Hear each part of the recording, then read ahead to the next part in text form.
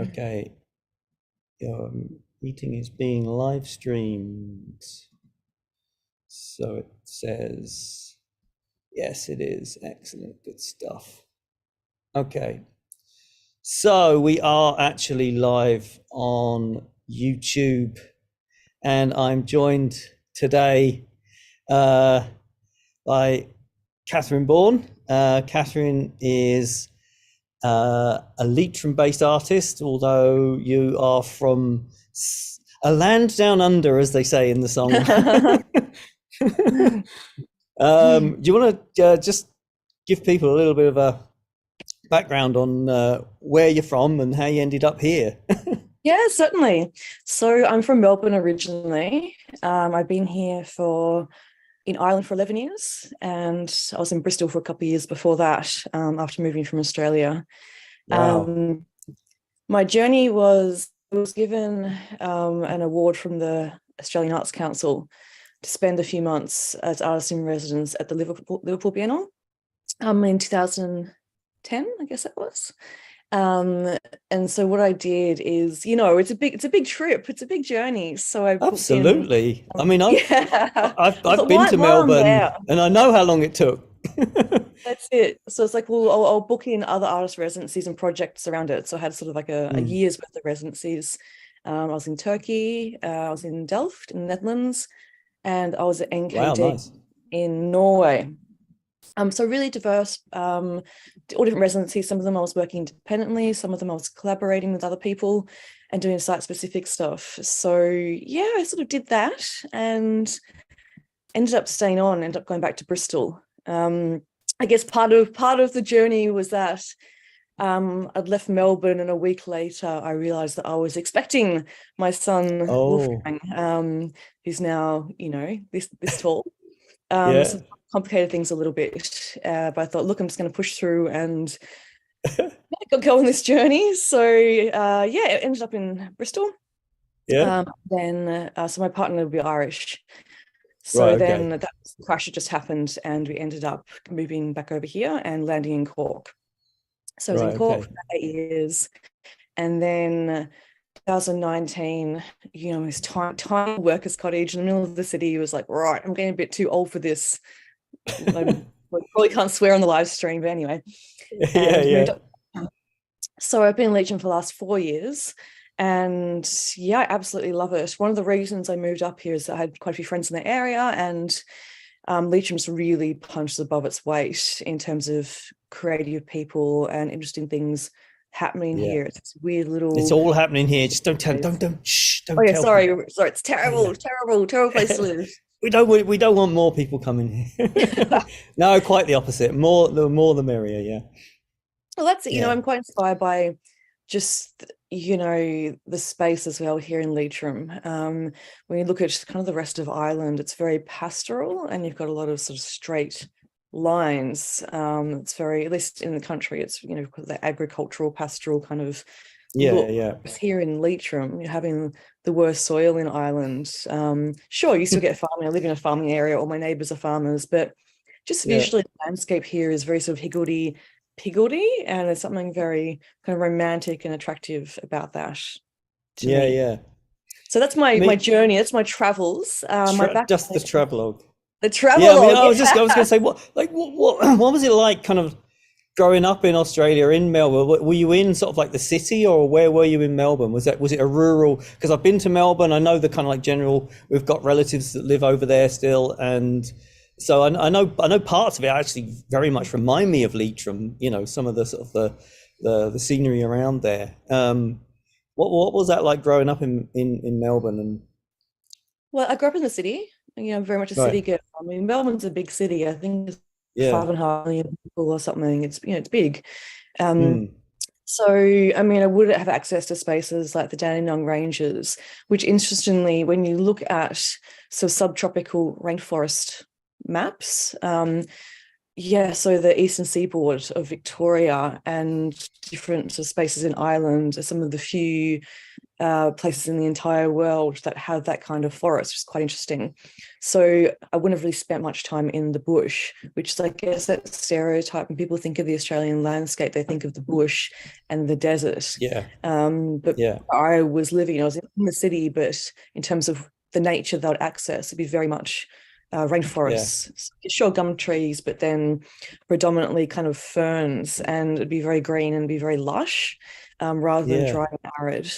Um, Absolutely. but Yeah. I Yeah. definitely grew up in a city, definitely a city Yeah. girl. Yeah. So Yeah.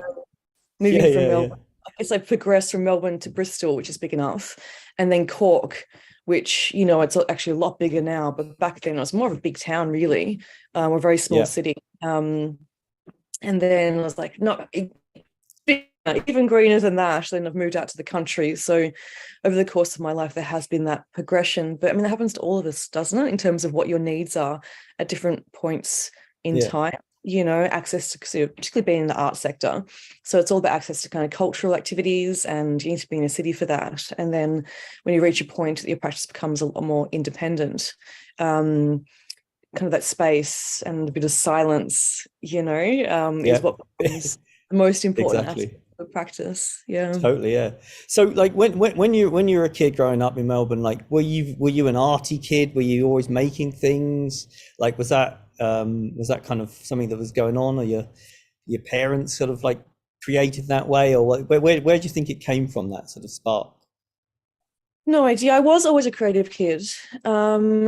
Yeah, neither of my parents. I mean, my dad's an architect, but he specializes in kind of big public infrastructure projects, so hospitals and Right. research facilities and that sort of stuff. For sure, I was always drawing. I was also really interested in like the natural world and Uh-huh. biology. So when I was 14, we had to do work experience at school. So I picked two different places. One of them was my dad's architecture agency, organization, and so doing kind of creative stuff there, just messing around. Was in charge of building anything, of course. And then the second week, I worked in a microbiology lab, and I spent the Oh, entire week in the lab. With a little silver spoon and little vials, scooping baby poo samples into the vials to check for the rotavirus. oh, So lovely. it's important work. But for a 14-year-old, I was like, don't want to do this. So the arts it is, and that's why I'm going to the arts, really. Um, Yeah. I was like, I'm quite ADHD, so I was like, I couldn't handle the repetitiveness of this, Yeah. Yeah. Fair enough. So yeah, I ended up studying art. My first degree out of school was in journalism and writing. All right. I think I was sort of like thinking, well, I need to make a career out of this. I need a job, I need to pay the rent. So I was quite like writing as well, and then traveled around quite a bit and just had to work jobs to pay my way. And then when I was in my, I guess, mid-20s, is when I went back to school, Yeah. did my BA, did a postgraduate diploma, did an MFA, which was studio Is it based. is it is it different if is it different over in Australia in terms of like the structure of higher education, or is it kind It'd of be the similar? same. Yeah, it'd be the Yeah. same. I guess even back then though, it was a lot more expensive. So Right. school Okay. fees would be similar to, so university fees would be similar to what, actually there'd be a lot more than Ireland, it'd be similar to what the UK is now. So you're looking about 10 Right. grand a year. Wow. Yeah. So I still owe the Australian government a bit of money. Got my debt ticking over back there. Fortunately, in Oh, Australia, salaries are very high in Australia and they're very low here. So I've never actually made the threshold to have to repay it. yeah. Um, so I did that. That was in Australia, and then again, started exhibiting a lot, started making a lot of work, and that's when I got the opportunity to come over here for the Liverpool Brilliant. Biennial. And so what was the work that brought you over to Liverpool then? So my undergrad was in kind of material-based sculpture. I was really interested in sort of mythology and folklore. So I was recreating these mythological creatures from different Mhm. cultures in all different materials, really. So fabric, feathers, clay. So I'd make things like bunyips, which are an Indigenous Australian folkloric creature. I spent 3 months in Beijing and made Wow. amazing Chinese mythological creatures and exhibit them Wow. over there. So yeah, and then I moved into, for my postgraduate diploma, moved into more sort of analog film photography. So again, I was working with mythology and kind of monsters and referencing horror filmic kind of tropes. And so it Uh-huh. was a series that I made, my graduate series that I made from that course that got me the opportunity to come over. Right. Okay. Yeah. Brilliant. And Excellent. then I wound up in Cork and I just kind of thought, well, I should look at maybe getting a qualification or something here, even though I already had, under my belt. Just collect them. That's kind of it, but it is such a great opportunity to meet people as well. Of course. Yeah. Yeah. Arrive in a new city. So there was a springboard course. It was the Masters in Digital Cultures at UCC in the School of Digital Humanities. So that was an online course. So it still enabled me to work at the same time. So I did that course, and that's how I wound up in the School of Digital Humanities in UCC, which is it's a great school. I always say it's all the freaks and geeks, in the best possible way. So So it's explain digital humanities to a novice like me. So, I mean, it's the humanities, I guess. So you're looking at it's arts and digital arts and humanities. Right. So you're looking at the whole spectrum of the arts and humanities that you would in any sort of university's program, but looking at ways to utilize technology. So you'd have a lot of sort of digital text literature based analysis that you can use AI, you can use other digital tools to create archives and a way of engaging with them in a deeper way than you could on your own. Or you have a lot of people from history that will use 3D scanners to scan, artifacts, or go out into graveyards and be scanning Digging all up this. bodies. Yeah, that's it. But digitally digging them up, if you know what I Shovel mean. down. But yeah, no, I know what you Yeah, it's mean. more of an arts perspective. So Yeah, yeah. my master's at UCC, I was looking at ways. I was working quite a bit. I was working quite a bit in Finland, actually. Okay. Sort of arts programs, so arts management, curation, that sort of stuff. And like I reached a point where I kind of was looking at people that were engaging with these programs, and not any sort of with no judgment whatsoever, but it's like, well, actually, you tend to get a specific demographic that can avail of opportunities. Things getting a bit better now, but back then, not so much. So my project was looking at ways of utilizing digital technology to allow for people who would be historically excluded for whatever reason, whether they were carers in the prison service, from, I guess, groups that would have difficulty applying for and receiving a visa to come to Europe. So, and back then it was kind of really Skype, and that was it. So I was looking at ways that there could be a more engaged, immersive experience for artists. So then they could avail of, the opportunity of working with overseas organizations. So at that time as well, I was working quite a bit in community arts. So, it's a bit contentious, this notion of socially engaged art and participatory art versus community arts. And this isn't the time or the place for that conversation. But I was working. What's your views? I mean, I think it's about, you're looking at power structures, really. And of course, this isn't everybody, but in a lot of instances, participatory art is about the artist's practice, whereas community art is about kind of the community creating something for themselves. And I'm not saying either is better or worse, they're just different ways of existing. So I was the general manager at Cork Community Art Link down in Cork. So that's very, very, very much community art, strictly community art, working with, again, those historically excluded communities. And what kind of projects did you kind of manage through that project then? So they would be sort of large scale street art and spectacle kind of projects. They'd be most famous for the Dragon of Shannon parade that happens on Halloween. So you get 10,000 people in the city centre on Halloween in the audience, and it's created through, I mean, they have a library of, these very, very large scale props and floats and vehicles, all sorts of great stuff. But every year, there'll be the creation of new objects, costumes, dances, all that sort of stuff, working Yeah. with Neighbour Island, working with local early school leavers, the Men's Shed, all those sort of groups. Yeah. But Yeah. then I was also at the same time running some projects that were more of a participatory, socially engaged thing. It was Yeah. about sort of Yeah. my project and working with people, or collaboration, I guess. So I've always been very interested in collaborating.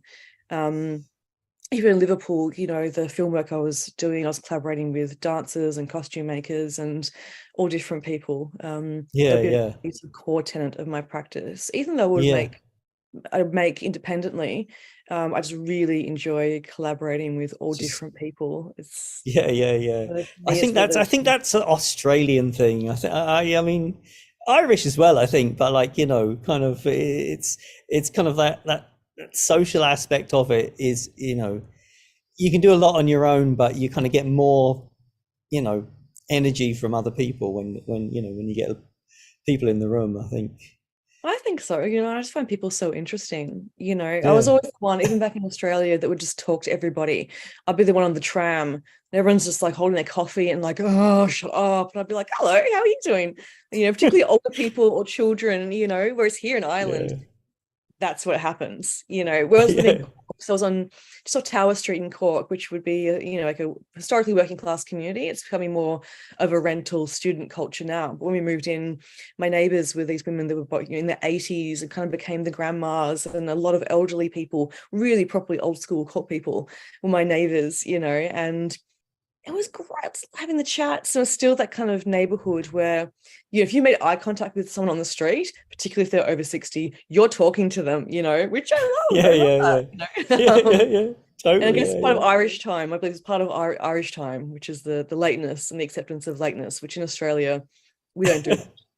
15 minutes early for everything, is Yeah. part of Yeah. understanding that, sure, they might have run into somebody, and of course they have to have the chats, and there's something Got so to have the beautiful and chance. generous and community centric in that's very attractive to me, and that sort of attitude's one of the reasons I love living here so much. Totally. Yeah. But anyway, Yeah. that sort of feeds into this collaborative notion of working with people. I just, yeah, I love learning about people Yeah. and exchanging ideas, and yeah, there's definitely something in that. So I'm sure we'll get onto this a little bit later, but this new research I've been doing in my practice, even though I'm working with technology, I actually see that as collaborative as well. So there Well. is that would be the Yeah. constant, Yeah. despite materially my practice has changed so much over the last, what, 20 whatever years, but that's the one constant there. Yeah. I was just going to say to you, like, I was actually going to ask, like, so you're in Cork and then you moved to Leitrim, Drumshanbo. Was there a particular reason for that, or just you knew people up here and or was it for what So a kind of little bit of reason was it? everything. I mean, economic reasons, really. Like we couldn't afford to sort of move into a bigger house in Cork, and we've Yeah, got a growing family. Yeah, and sort of being, when you're in the arts and culture sector, it's like no one's going to give you a mortgage. So it's yeah, yeah, house, which was, very, very inexpensive, like shockingly. I'm not going to list the figures, but yeah, um, yeah. yeah, it's shockingly, it was shockingly cheap. So yeah, so I sold that, and then yeah, I guess looking at spaces in the country that were beautiful. I've got relatives in Sligo who are close enough, Oh, and all right, yeah, okay.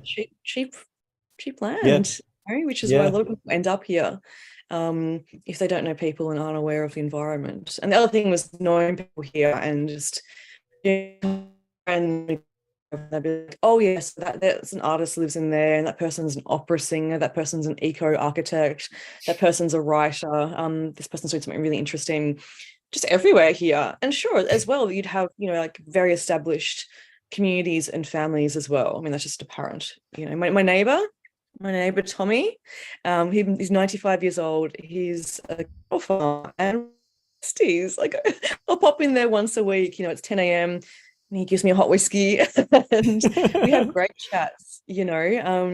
So yeah, again, there is it's not just all the arty-farty imports, you Yeah, have this as yeah, a farm community. yeah, yeah, absolutely, Rural yeah. people are extremely generous, and yeah, very welcoming and very kind. And Sure. I'm under no illusion that happens everywhere, but I just Yeah, happen yeah. to land in a very special place. Yeah. Uh, so let's move on to how we came together and what you're doing now, because it's kind of combined. So do you want to say what your work, or you submitted your PhD, you were doing a PhD. What was that on?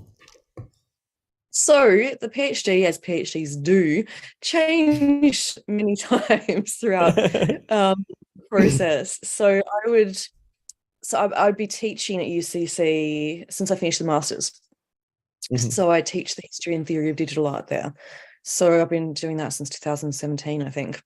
What was interesting to me is that it's one of those subjects you can't just, write your curriculum and then just teach it every year. Done, done, done. You really need to keep on top of things and keep updating Yeah, it because, I mean, even sometimes every 6 months, I need to jump in and change. Say we'd start the course, and it's like, hang on, like that module in 4 or 5 weeks, something really big has happened that needs to be investigated. For yeah, example, like when the AI artwork, is sold through Sotheby's, wasn't it? Or was it Christie's? yeah. We need to update with that. So initially it was more net art, post net art, generative art. So looking at that and the culture around it, but really kind of starting with some, the kind of the staples of theory, critical theory, aesthetics, and I guess philosophy. So Hmm. you look at what Walter Benjamin and his, theories of aura and, what's sort of imbued in the main of work. But then, we look at that and how that idea has sort of changed over history. And then you have, Boris Groys, who now sort of looks at Benjamin's ideas and says, well, they're still relevant, but in terms of the material culture of today, it has completely different meaning. And then what else we've got to Baudrillard and, notions of like, the death of the author and authorship. So the first couple of weeks are a bit tough. They're a bit text heavy. But it's like, come on, guys, we'll get through this and then it'll all start to make sense. And it does. So when we look at these sort of foundational questions around authorship, that have happened, that are always happening. I mean, a lot of conversations are having now around AI were being had, about photography, a Yeah, different language, a different vocabulary, a different context, a different world, really, but there's still the same key ideas around, creativity and authorship and the meaning of art making that have been had. So, but anyway, so that module, just sort of looking at those sort of core ideas, and that was the beginning of the PhD. It's like, well, how does this all relate to, digital creativity? And then, of yeah, course, 2 to 3 years ago, AI arrived, and it was just like a bomb that went off in terms of all these questions. yeah. So there's a huge shift in the research. So I kind of thought I knew where I was going, and then AI just changed everything. And because it was, I mean, on one hand, there wasn't a lot of writing around, I guess, digital art in terms of, critical theory and, in terms of material, you'd have a lot of, blogs and kind of Yeah. more casual discussions. So in terms of there weren't many deep dives. With AI, it was the complete opposite. There was just so much information, and very kindly people on the daily were just sending me stuff as well. It's like, oh, I saw this article about AI and it had nothing to do with my research, just AI was absolutely everywhere. So that was, it was good and bad. There's a lot of material to look at and to consider. Was a bad thing because it's like, well, I just need to really stay focused, which, again, I just get so excited about new ideas. I'm the queen of the tangent. So a lot of editing. I think I would have edited at least half the work out. So for my PhD, it was practice-based. So it was a suite of works and then a 50,000 word dissertation Right. thesis.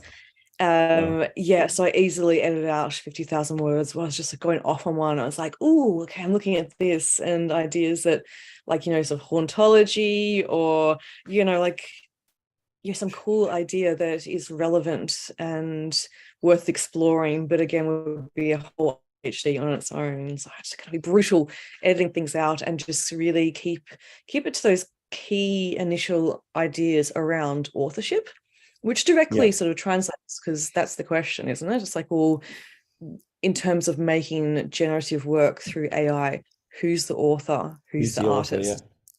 At what point, Exactly. what's the tipping point between actually, you know, as an artist? So if you're prompting the AI and then it's generating, is there a point where, okay, that level of prompting makes you the artist, or whatever? So those key questions directly transferred Yeah. over to AI. I Um, mean, I just want to ask you. I just want to ask you. So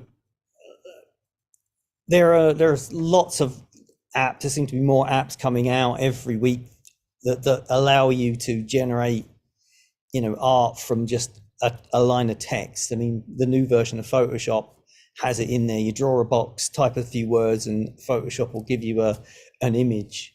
mm. Um, It does, I but mean, it also needs you to have 60 gig of spare space on your computer, or else it doesn't work. And who has that? I know yeah, I sure as hell know. So messing around with like hard drives and no, fair Adobe, enough. no, sort Fair yourselves out. enough. Sorry, But Stu, what I go on. mean is, it's coming down to that kind of consumer level now, whereas Yeah. before it was more kind of in the kind of computer nerd academic kind of Mm. realm. But now, the man in the street can do this. Canva, you know, Mhm. you can generate all your social media posts, with AI art. Do you think AI art is any good? I mean, I think it has its place, but I don't think it's going to replace art that's made by humans. I do feel it's a definite trend element. Look at NFTs. 2 years ago, NFTs revolutionized art as we know it. Oh my God. And now everyone that really got into that's like lost a ton of money. Yeah, It breaks my heart. I see people like, oh yeah, I told my parents to like, invest their retirement fund in NFTs. And it's like, oh, Brad, what have you done? You've ruined your parents. I feel a yeah, lot of this is around people, and again, there might be a specific demographic there, but anyway, so people that have never actually engaged with creativity in their lives, they've, mm, like whatever they've chosen for their career, you know, yeah, you saw the NFT thing with AI art now, it's people that have never been creative before. So now they have this opportunity to create, and they're understanding just the beauty of seeing something arrive before your eyes that you've had a part in making, hmm. and I think it's somehow groundbreaking and it's world changing. It's like, no, So no, no, you think that's this is just a good making. leveler? You think this is a good leveler in terms of making art more accessible? I think, I think if it is getting people into art and valuing creativity more, absolutely. Particularly, that subsector of our society that like hold the purse strings, because, you're constantly hearing about art departments being closed down, or like studios being closed or whatever. So, the more people that can see the value in creativity, fantastic. The problem there, though, is that people that literally are pressing a button and then suddenly it's like, oh, I'm an artist. I mean, that really does undermine people that have actual skill and have spent years and years honing their practice. Yeah, So we need to be a little bit careful there. It's a double-edged sword. On one hand, it's like, well, valuing creativity, but devaluing artists is a problem, obviously. yeah, yeah. So And I mean, this kind of this speaks to the other side of the Creative Heartlands project, the film side, with the actors strike in America and the writers yeah, strike, how that is pretty much, based around sort of like the threat of AI for their industry. Do you yeah, think there is going to sure. be a similar kind of threat to, you know, the amorphous creative industry, artists, fine artists, craft people, don't like, or can you see how, like you say, sort of professional artists that have studied for years, how they could get benefit from AI art? Well, I mean, I think it's always been different types of creative outputs, And again, I'm not going to say either's better or worse, but you have, cinema, and then you'd have, you know, movies that are kind of a bit of fluff, and there's a time and a place for both. I mean, we all sometimes come home and it's like, oh, I just need a bit of trash telly. Yeah. And so, I mean, in terms of like artistic quality, there's always going to be an interest in things that are, finely tuned and made by humans and crafted. That kind of, I won't say kind of lower end or populist or whatever, it's just that different kind of production, then that could easily be made by AI. So one of my projects, I'll share my screen and yeah, absolutely. Yeah, let's show you just see some of this. the madness. So one of the projects I made for the PhD, I won't show you all the images, but I got ChatGPT to write me a script. So part of my research was looking at, okay, what are the failures of AI? The big question is, can AI be creative?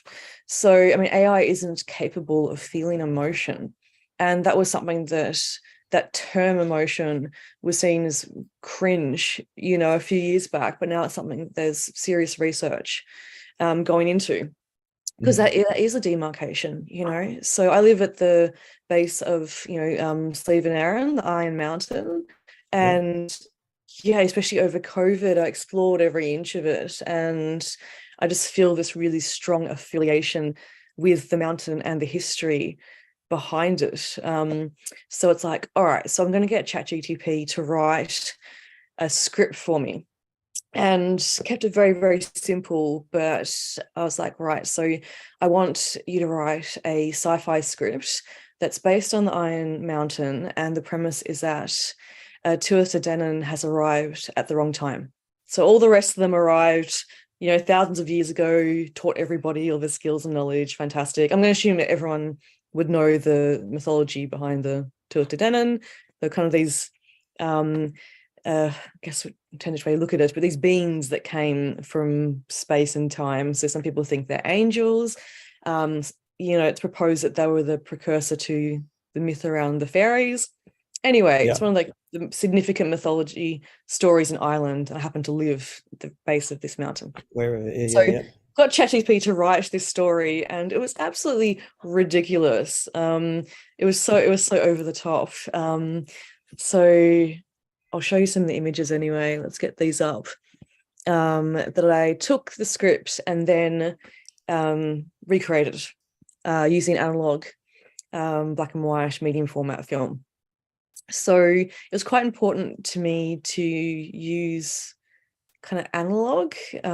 So taking a digital idea that's been created by a digital entity, for lack of a better word. And pretty much all my work is that kind of balance between, like hyper materiality, or as material as I can get, with digital elements as well. I just don't see as much of a tension in potentially taking digital material and then recreating something in digital, if that makes sense. Anyway, so let's get it up on the screen. Get it up. Yeah. Leaving you hanging. Okay, so share screen. More. Okie dokie. Can you see that? Oh yeah. There we go. So I can't see what you're seeing, but anyway, you can we're see seeing a screenshot. Yes, this is me. I've just arrived through the portal. The time traveler just arrived through the portal and is kind of looking at the space. I forgot to mention. So I've arrived at the wrong time. So all my buddies arrived thousands of years ago. Look at me. Oopsie daisy. I've arrived not now in contemporary times, but in the future, after there's been kind of a technological apocalypse / singularity implication of like a robot war sort of thing. Right. So here I'm obviously going for that sort of very Barbarella 1960s Doctor Who kind of aesthetic. So Yeah, that's totally. this Yeah. here is just glitter that it's biodegradable glitter, just to be very clear. Okay. Glitter that I sort of just threw onto the wall there and then cleaned off later. This is me. So yeah, in the script, it was very dramatic. The time traveler surveyed the landscape. What has happened here? She asked herself. All this great cheesy stuff. Um, me with some just robo computer parts there. Um, and that's just me looking for evidence, wandering up a hill. So that's yeah, it's quite clear. So this is kind of like the The storyboard hero for the movie that you got Chat GPT to write, basically. exactly. That's Yeah, it. yeah, So if yeah. you're looking at the work, there's a lot of texture there. So it's very, very tactile and material with a lot of textures. There's a lot going on. My costume is crap intentionally, but at the same Yeah, time, yeah. then I'm also referencing, sci-fi from the 60s. So I'm Yeah, yeah. referencing, I guess, a Yeah. nostalgic aesthetic or something, which kind of Yeah. ties into That kind of like the theme. post-futurist, post-war aesthetic, yeah. Yeah, exactly. That's it. So there's kind of a lot Yeah, going yeah. on there. As I mentioned previously, though, so I would very, very definitively see this as a collaboration with ChatGTP. Yeah. So again, it's the collaborative nature of things, and that's kind of the conclusion to my PhD was very much, yeah, no, AI can't be inherently creative in a way that we kind of universally understand it. Really, when you Mm. look at, the Oxford Handbook of Creativity or those key texts, it's like no. Even culturally, there's very different ideas about creativity in different cultures and what it means, how you go about being creative. Yeah.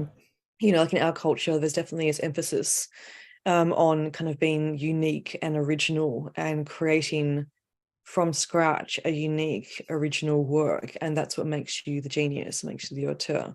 Whereas say in Chinese culture, it's about making a lot of work.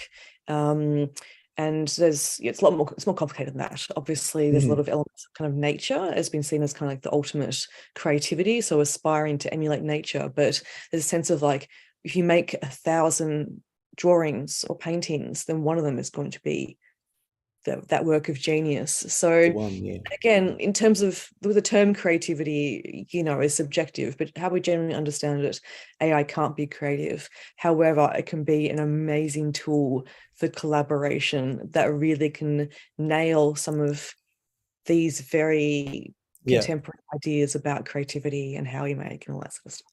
And what I found fascinating was the way you were blending AI generated, whether it's through ChatGPT or through Midjourney, which is one of the sort of like generative art things, and some of the other ones, with kind of the traditional processes. So one of the projects you came in here to do was these etchings that were kind of based upon Goya. Um, have you got any? Like Yeah, so the etchings were based on Francisco Goya's Disasters of War series. So they're made between 1810 and 1820, and they're based on the Peninsular War. So, Napoleon was kicking off and it was all happening. And it was, brutal as warfare always is, but it's a very, very famous series. So I looked at that and it's like, oh, okay, let's see what AI is going to do with this. So I'll grab some images and I'll share my screen again. Mm,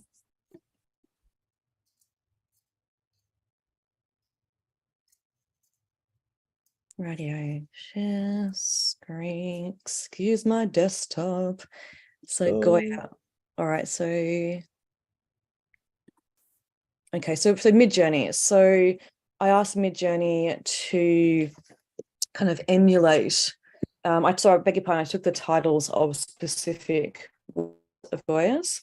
And mhm. asked Midjourney to kind of, recreate them basically. So this is the kind of stuff it was coming out with.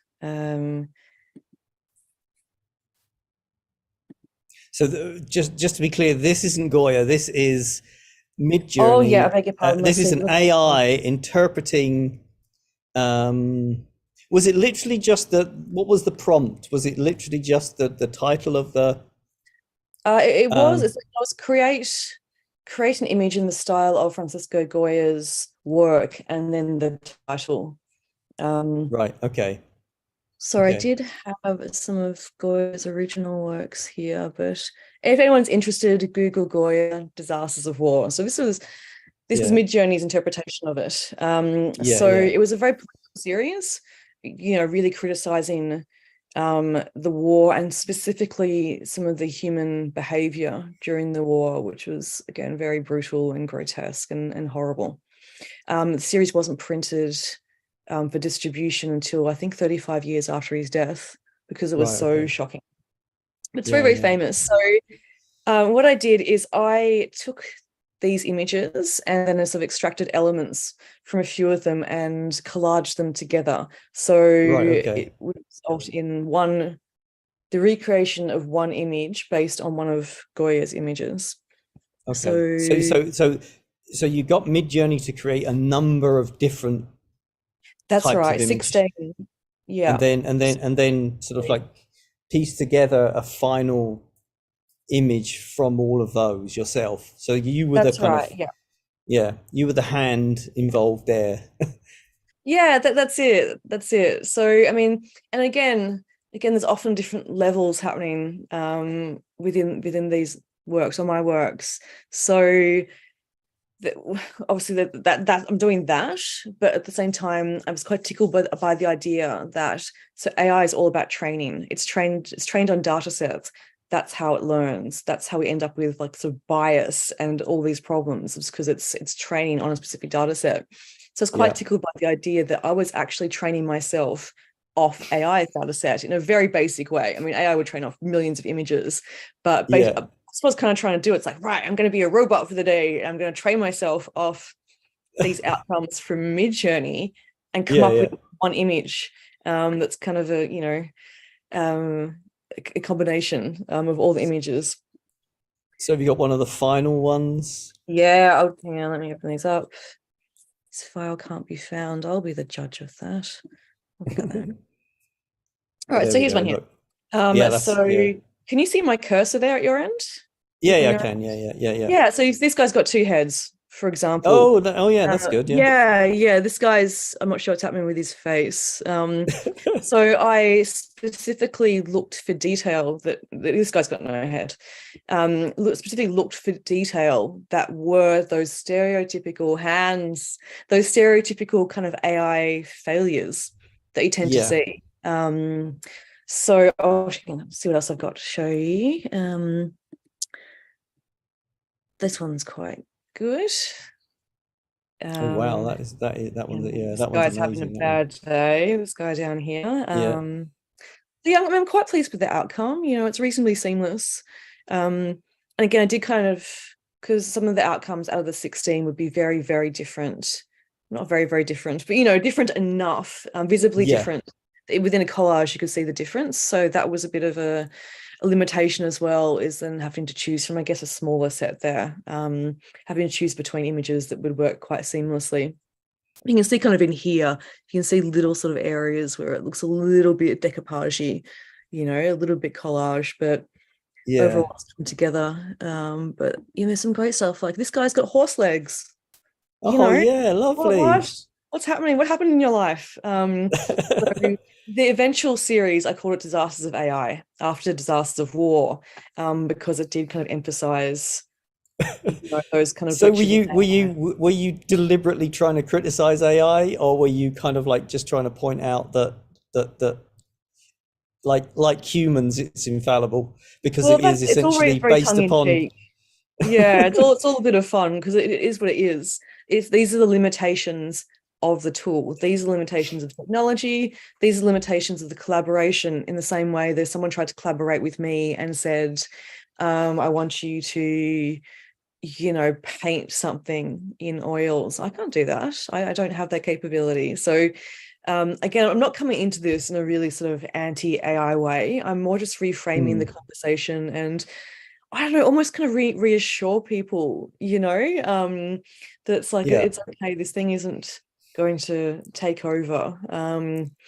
Yeah, yeah. It'd be But okay. And in more important areas like, medicine or, unfortunately, military applications, because that's where it's going to be used. yeah, There is, my understanding is there still is kind of a hesitancy, and it's not seen as the solution to everything, but it is seen as a tool for analysis and collaboration. yeah, yeah. And the interesting thing is, you took these images that were generated, you came into the lab here, and we kind of like went back to a very traditional process and generated Okay. some laser engraved some lino plates, Hmm. and then print and you printed them out, Yeah, so these things which would have been, the test for here. So I think it illustrates quite well just the tweaks, because we, obviously looked at yeah, different levels, different profiles, and tried the we picked four in the end and tried these four out, just to see how they would print. yeah, yeah, yeah, exactly, yeah. um and how many, I can't remember how many you did in the end. We did five in the end. The five in the end. Have you got any of them there? I do actually. I saved all the lovely pictures. Oh, that's not a very good picture, is it? I saved all the lovely pictures to a hard drive, which I can't find. Have you got the So physical things though, or not? No. I have one. This one's very dark though. It's like an overprint.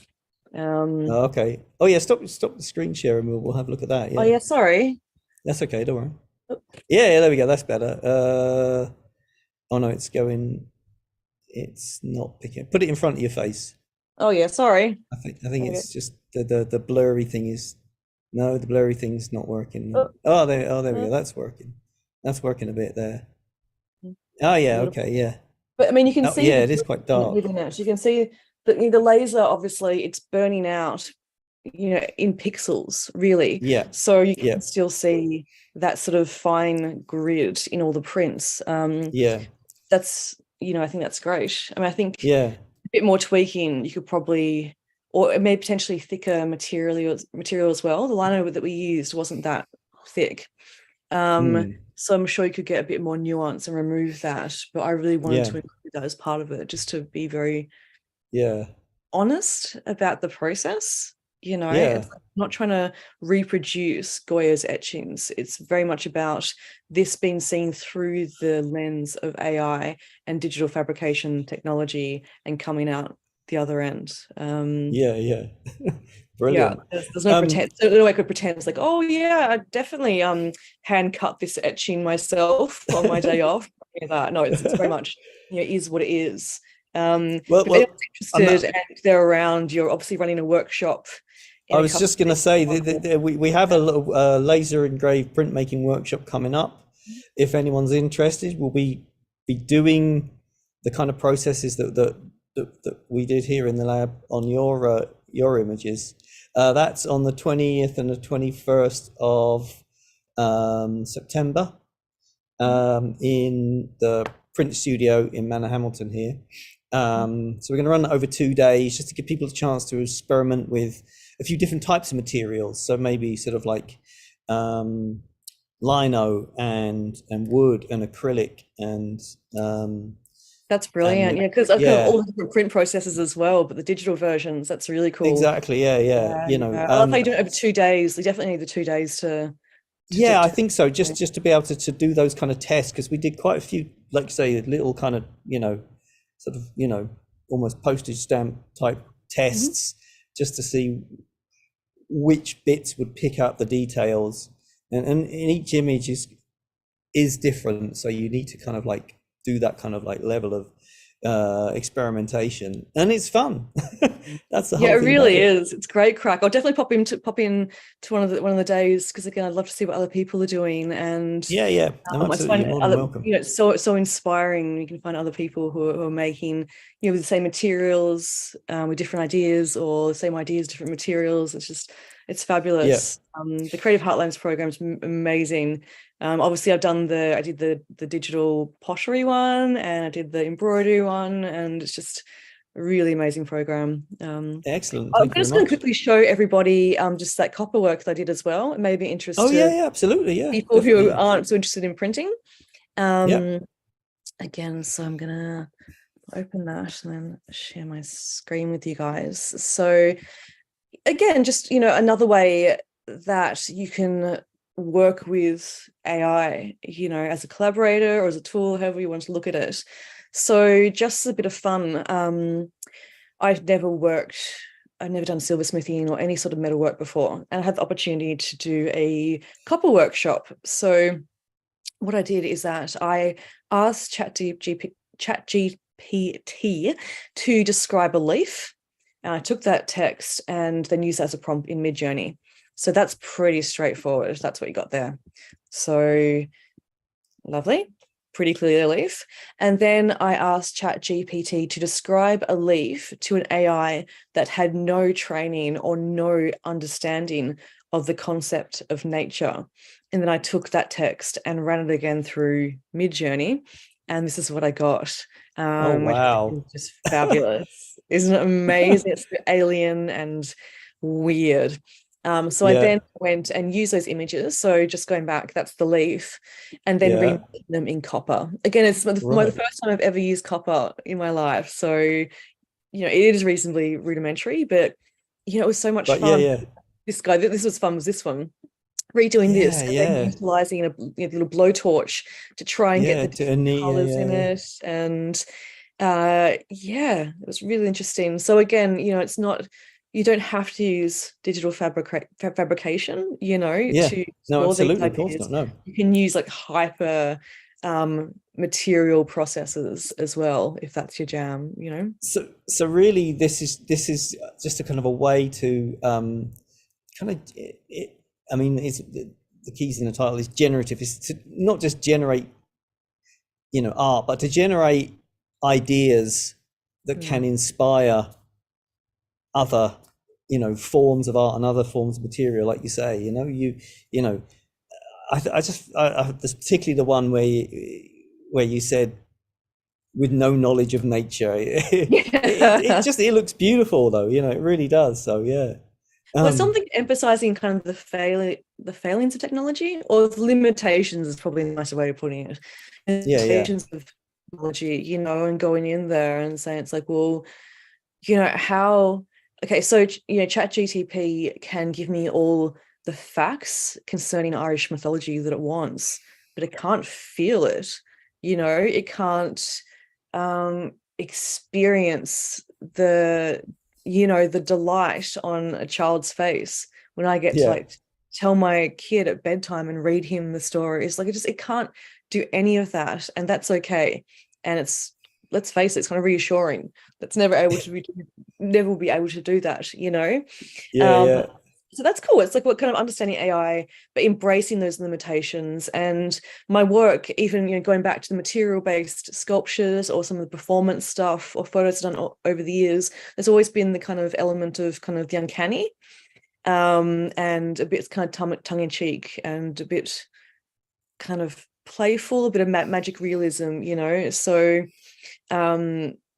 utilizing this tool is a way for me to kind of do that playfully. So Yeah, I'm yeah, playing brilliant. with AI, I'm playing with the technology, and if the outcomes are a bit wonky or silly, then even So be better. it. Yeah, yeah. We're kind of running over time here a little bit. I just want to ask you briefly then about this uh, education research repository Oh project that yeah, you're working yes. on.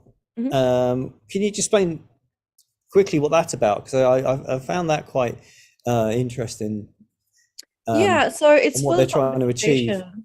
Yeah, we're trying to basically put together a repository of, material that's coming out of Irish institutions, like around in educational context. So, work coming out of universities, but then also say we're working with Museums Ireland, so taking work that's through their education program. So it's specifically about work that's coming out of education, Department of Education.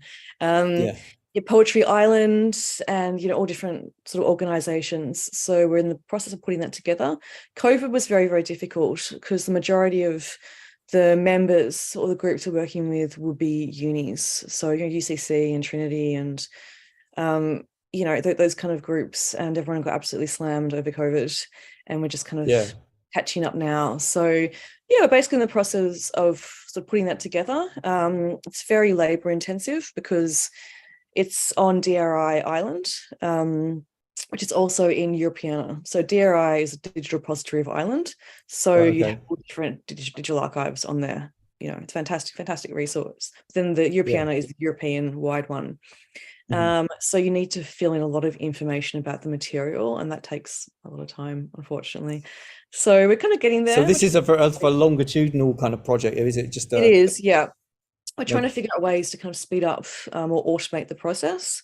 I was speaking to the wonderful librarians at Trinity a couple of weeks back there, and they're just absolutely brilliant, and they're very keen to, put a huge amount of their material up there. But again, there's so much. It's like we need to figure out a way to automate this because you just can't do it by hand. Can't do it, So look, it is a space to preserve material because as we all know, there's so much that's been lost, and also making sure material is compliant with GDPR. Some of the stuff that's come in is absolutely brilliant, but it'd be from the 80s and it's analog and there's no permissions on it, and particularly if it's students, anyone under 18, it's like can't use that, unfortunately. So it's trying to put something together that can have that legacy and be a permanent thing, always be added to, just making sure all that important material's been saved, and also kind of using it as a bit of promotion or a means of foreign researchers be able to access the amazing stuff that's coming out of Ireland within education. I mean, there's just so many incredible programs with the Creative Island program, Decade Centenaries, always across just really, really cool workshops and programs that have been run. So we wanted to include it as well. Yeah, I think that's probably one thing that everybody's bad at. I mean, I'm speaking purely for myself here, is documenting things. I am desperate at documenting things.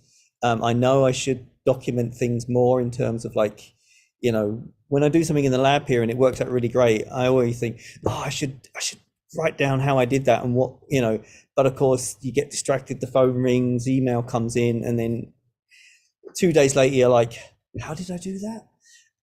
So this whole idea of documenting processes and trying to encourage people to think more about documentation and about legacy. The key word is legacy, like you say. Definitely. I think within funding as well, there needs to be money allocated for documenting too. I'd be the same, particularly when I'm collaborating or working with groups. I'm more interested in how everybody's doing. Is everyone comfortable? Is everyone happy? Let's do this, trying to enthuse people and kind of make it happen. The last thing I'm thinking about is documenting things. I was applying for some grant the other day, and it's like, okay, so you need to, it wasn't just a normal folio one, it's like you need to send 5 images of each of the projects you're talking about. And I realized I didn't have 5 good quality images of any of my work. It's kind of like mad phone snaps.